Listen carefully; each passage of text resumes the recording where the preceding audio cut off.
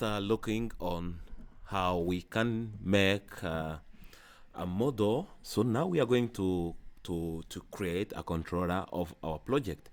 This controller is the one which is going to be communicating to the model, and controller, as we have seen in the previous sessions, we have seen that controller always deals with about controlling all the functionalities of the system. So, like if the API is coming with the data and need to register those data, means that controller is the one which is able to communicate to the database so that it can save that all data. So in this case, we are going to import all user info from user info from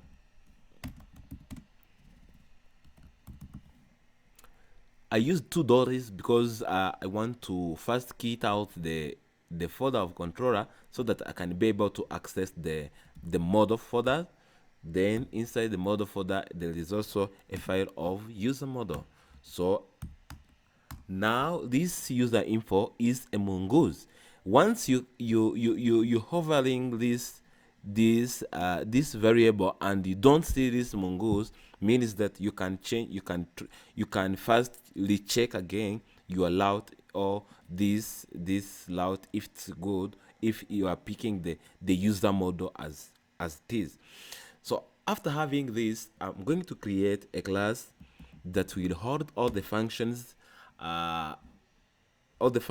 of of the user that will be using. Like this controller can perform many functionalities. So that's why I create a class that will hold all those functions.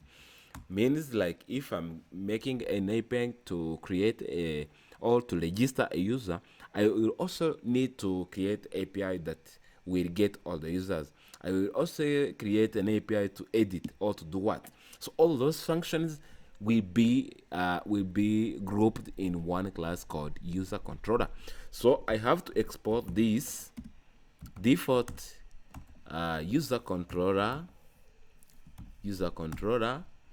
Now I have exported this class. So by kicking out time, let us create now the function that can register a user. This function I'm going to create to register user, or call it sign up. Register user or sign up. So I'm going to create this function called, it will be starting with static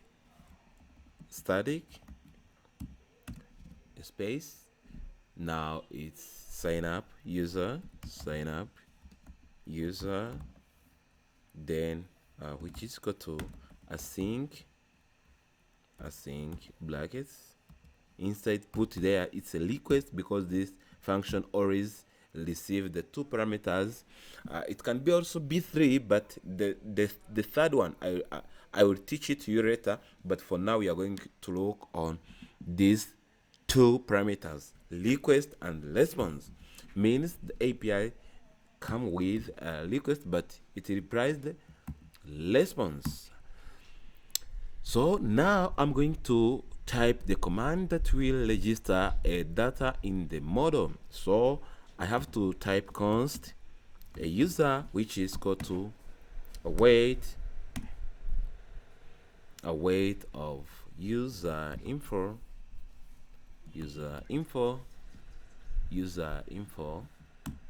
dot create bracket request dot body. Then I have to check if a user is now exist.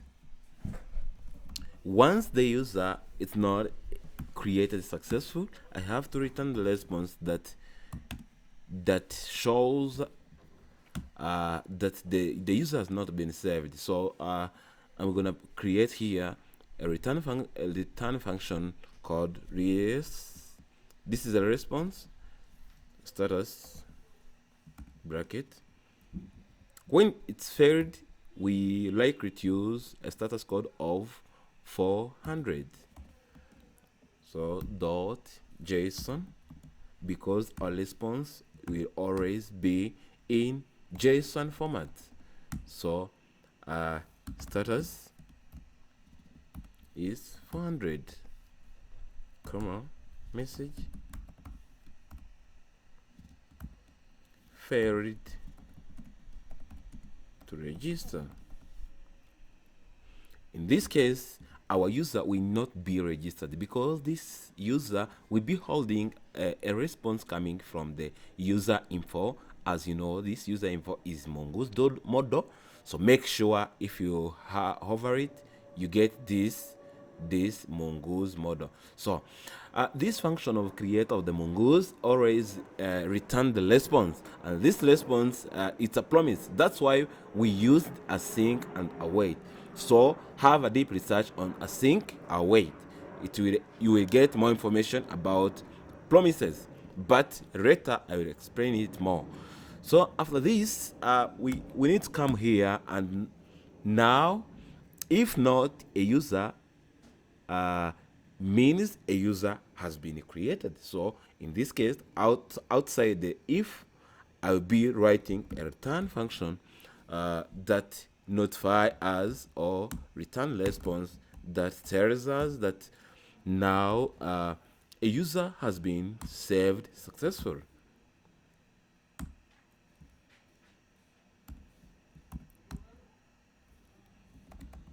Status code will be 200. With this status code, always this 200 status code means it's now okay. Means the API line is okay. So I'll be writing here status code, and message will be success. Then I want to output also those data that has been saved. That's why I put here this user. So now this is what I will type in my controller. So let's get next into layouts.